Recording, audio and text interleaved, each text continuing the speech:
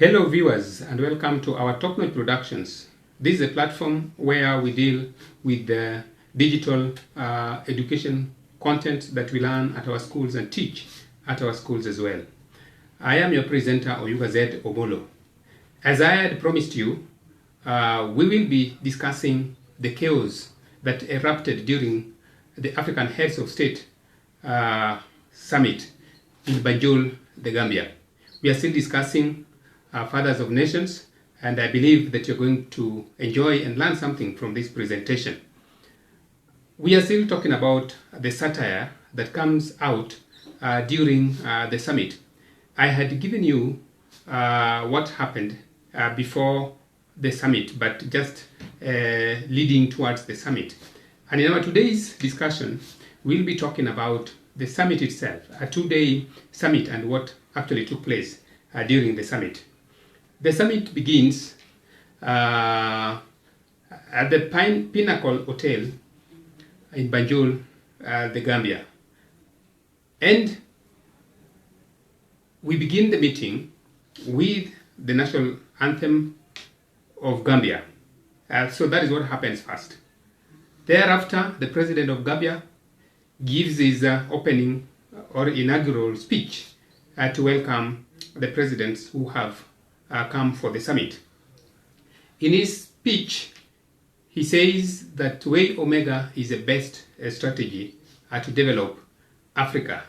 Then he stops at that level, and thereafter the chairman of the summit, that is Miniko Menkiti, takes over from him to chair or to preside over the summit. Now, together with the president, and that is Miniko Menkiti, we have Tiku Zinto. Tiku Zinto is a minister in charge of planning. We are told just that he comes from an island country. We don't know which country is that, but that is what the book says, that Tiku Zinto comes from an island country. So he actually flanks the chair from the right, and on the left we have Dr. Abiola Afolabi on the left. So Zinto talks about just the general things about this Way Omega as a way to develop Africa. And he says that there is a wave of change sweeping across the continent.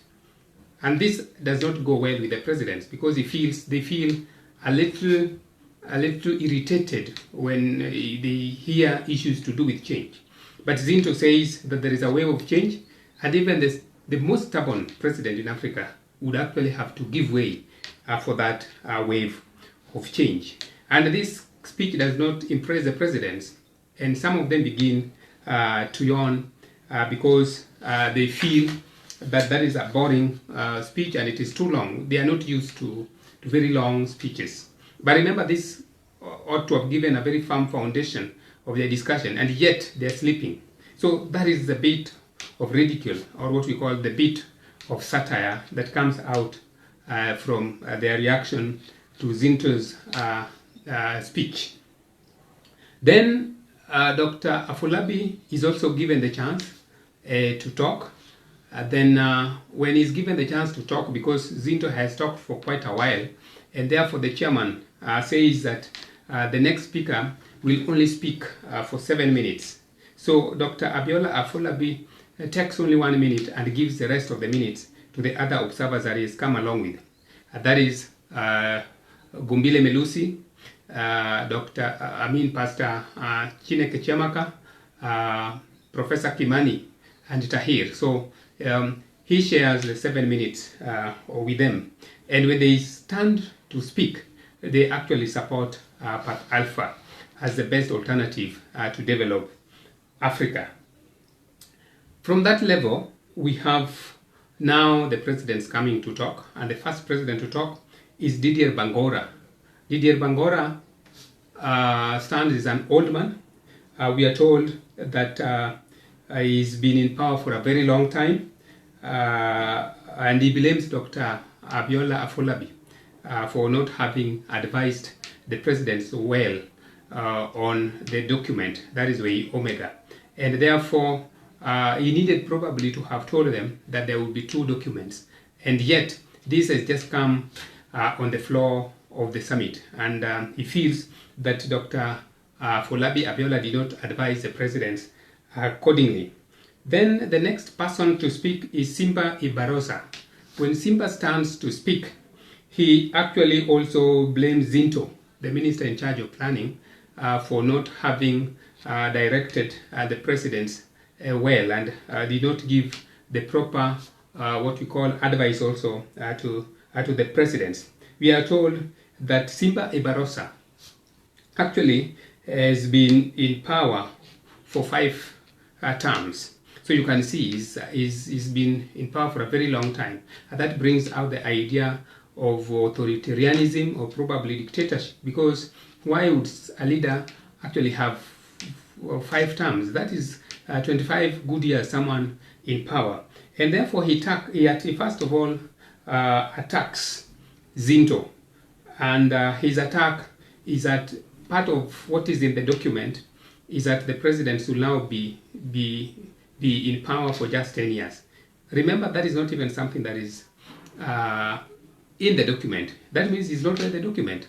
It tells you that some of our leaders do not even understand the kind of the development strategies that they would want to adopt. They have come to this meeting specifically to discuss Way Omega. And unfortunately, he's not read it, because what he's talking about, the 10 years term, is not even there in that document. So that is Simba Ibarosa for you, and he has actually indicated that he has not actually read this document. Then after him, we have Jembe Jembe. Jembe Jembe is a monarch, and these issues of power and how long you should be in power does not disturb him. What disturbs him is maybe the number of wives that he needs to have, because every year he marries a wife because he comes from a kingdom.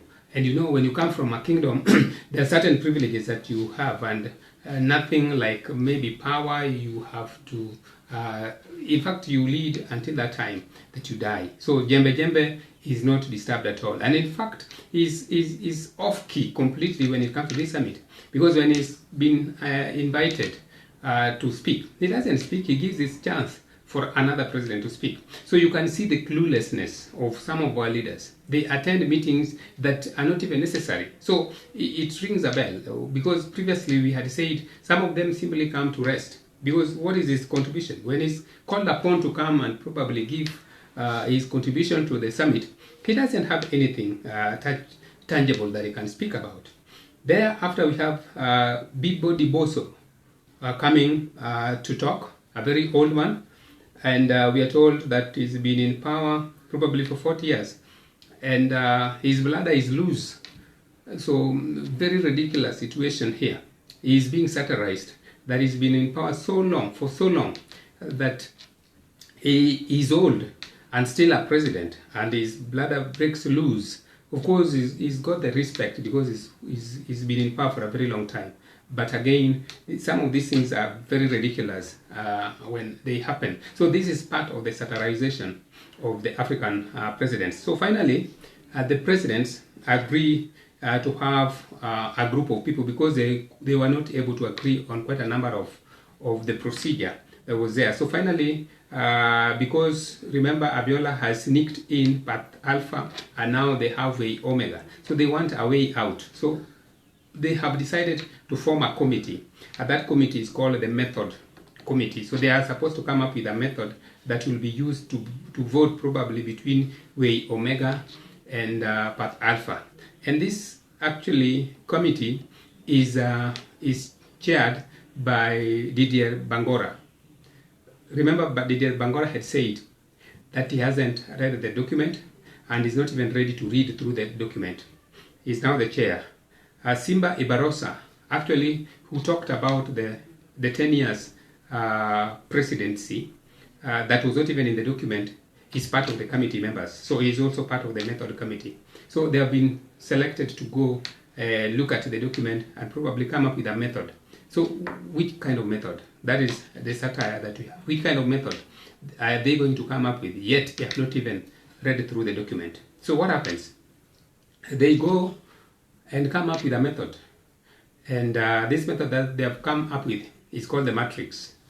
The matrix is a kind of, you toss the coin, and where it lands, if it lands on the tail, then it is way path alpha. If it lands again on the head, then it will also settle down to path alpha. So it is a kind of some ridiculous format to discuss a document that would actually be a strategy for development.